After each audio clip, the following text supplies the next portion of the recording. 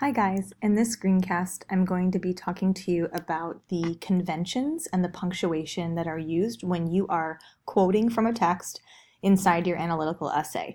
So first I want to start off by reminding you that as analytical essayists, you're going to be using the strongest evidence you can find in the book to prove your theme claim.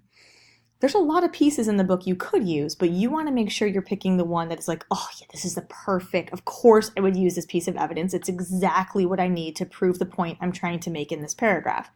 You also want to make sure you're using brief excerpts from the novel. You don't want to be quoting whole paragraphs or like 4 or 5 sentences. You want to just distill it down to the most significant ideas that you're going to be quoting. I'm going to show you some punctuation marks today that you can use to help you do that. So let's start by looking at the punctuation here. There are 3 punctuation marks you can see that I want to focus on in this little mini lesson, this little small group coaching session. The first are the obvious quotation marks. If you are using the direct wording from the book, exactly the way the author wrote it, you have to put it in quotation marks.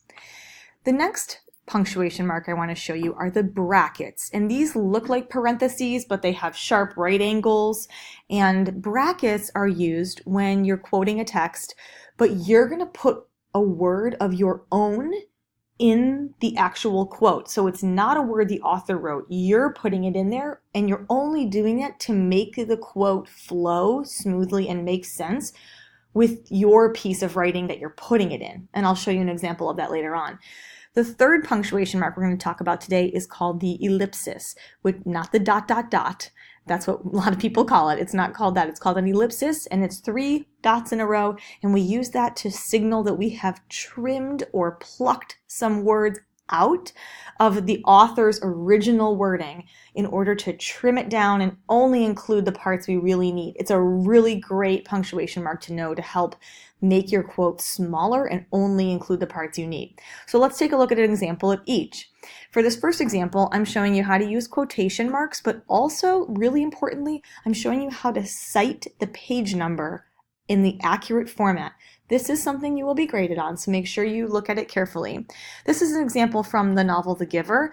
We see that we start right here with a regular quotation mark, and then we have the quote from the text. And then at the end, pay really close attention to this part here. You have a quotation mark at the end of the author's words. Then in parentheses, you put the page number where you found this quote. After your final parentheses, that's where you put your period or your end punctuation. You move it from the end of the quote out to the outside of the actual citation.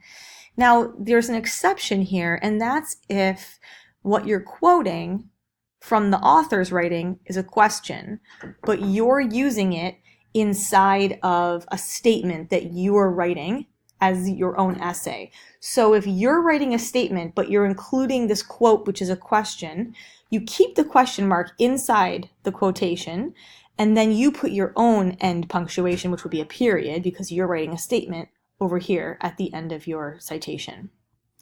Let's take a look at how to use those brackets. So here's another example of a quote from The Giver.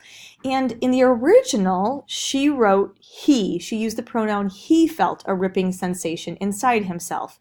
But maybe in the essay that I'm writing, I haven't mentioned Jonas's name in a while. Or maybe in the sentence before I'm going to use this quote, I was actually talking about the giver, not Jonas. So if I use the pronoun he, it might confuse my reader. They might think that he is a different character. So I want to change it to say Jonas to make it clear who I'm talking about, but the author didn't write Jonas. So I can't just change her quote. I have to show the person reading my essay it's my word, not hers. And the way you do that is by using brackets. Now let's take a look at this last example. This is if you want to trim a part of your quote. Here's a part towards the end of The Giver where Jonas has taken Gabe. They're outside the community, and it's a long section describing when he finds a sled and when he gets hurt. And there was a lot in between these, like this first half of the quote and the second half, that I didn't really need. It wasn't serving my purpose. It wasn't supporting the point of my paragraph. It was taking time and space. So I decided to snip it out. And the way that I'm doing that is by using the 3-dot punctuation mark, the ellipses.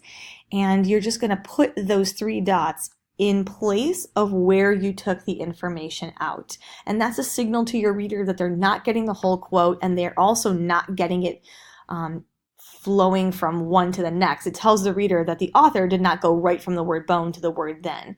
And again, it's important. Notice I always have the citation over here at the end so that if my reader did want to go back to the book and look up the full text of this part, they could.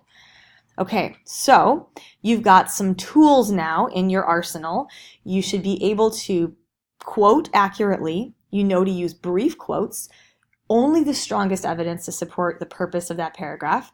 You know how to use brackets to put your own words in the quote if you need to help it flow better, more smoothly, or make more sense.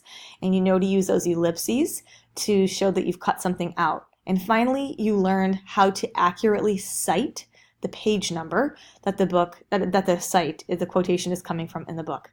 You are ready to go forth and quote like professionals. Good luck.